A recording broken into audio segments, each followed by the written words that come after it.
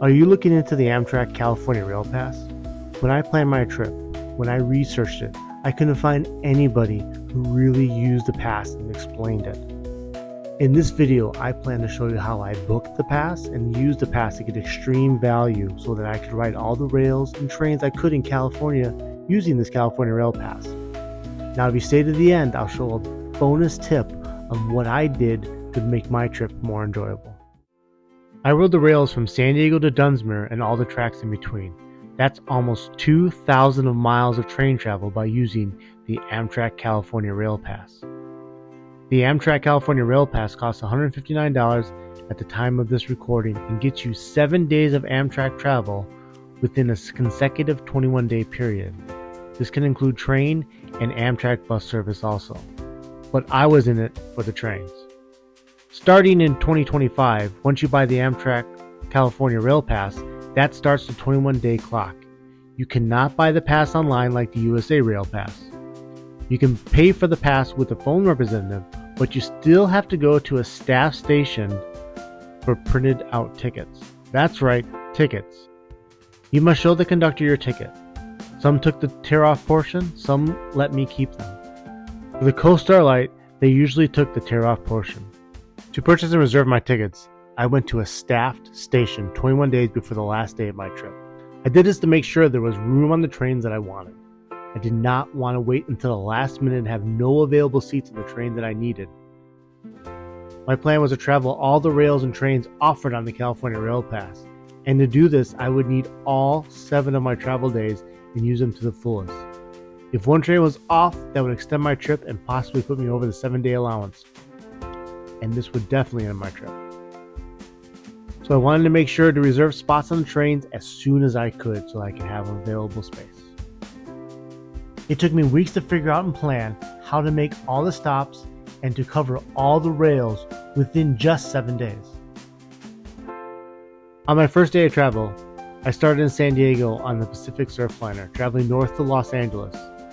On the day I went, part of the track was closed and I had to take the bus from Oceanside to Irvine. Are you supposed to have a check engine light on while driving? Once I arrived in Los Angeles, I transferred to the Coast Starlight northbound train.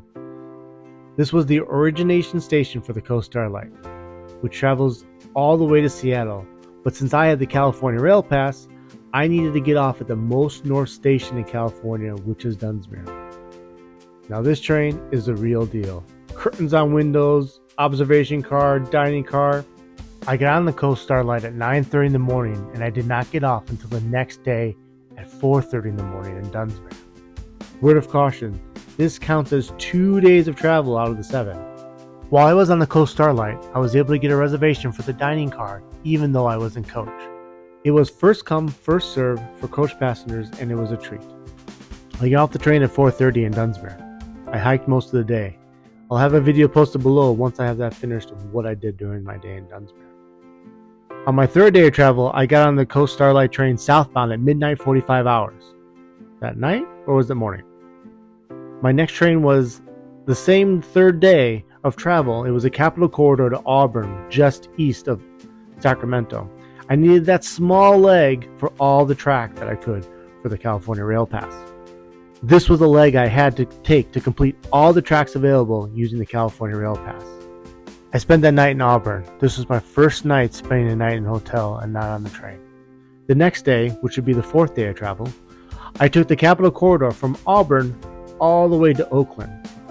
I disembarked in Oakland before boarding the San Joaquin's train to Bakersfield a few hours later.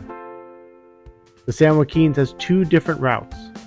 One comes from Oakland down to Bakersfield, and one's from Sacramento to Bakersfield. They're called the same train, but they have 2 different tracks. So this was important for me to get both tracks to complete the California Rail Pass. I spent the night in Bakersfield and left the next day in the San Joaquin to Sacramento to finish this part of the track. I got in pretty late. It was 6 hours again until I caught up with the Coast Starlight to head back south. So I hung around Sacramento until then. It was pretty sketchy and I should have gotten a hotel even in those short hours that I was there. I boarded the Coast Starlight southbound to San Luis Obispo. When I got off the train, I went to the Madonna Inn and bought some wine glasses for my wife. She said, "Do you like them?" Let me know in the comments if you think it's worth to stay in that Medina Inn the next time I go through the area. Now, I spent the night in town and went to the next day. This was going to be the final day of my trip. It has arrived, and I was greeted by the Union Pacific Officer Special Train. I have a link down below describing the train and what's inside of the train. I took the Pacific Surfliner all the way to San Diego except for that part from Irvine to Oceanside for the bus trip. Pacific Surfliner had an observation car, which is not common. I finally ended my trip where I started in San Diego and took the trolley home.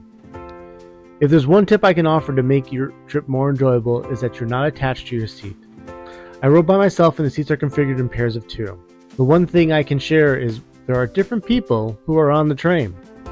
If you're in a seat next to someone that is on the, shall we say, odd side, feel free to move to the observation car. A lot more room and always perks up my mood. It's open 24 hours to your enjoyment and the space that you can have. I had to do this on a southbound train because the person next to me kept sleeping and falling onto my shoulder. Not a fan of that. I hope this helps you in your California Rail Pass journey. If you have any of your own tips, please add them to the comments below to help others. Once they're posted, watch my other videos of more tips for the California Rail Pass to make your trip easier and more enjoyable.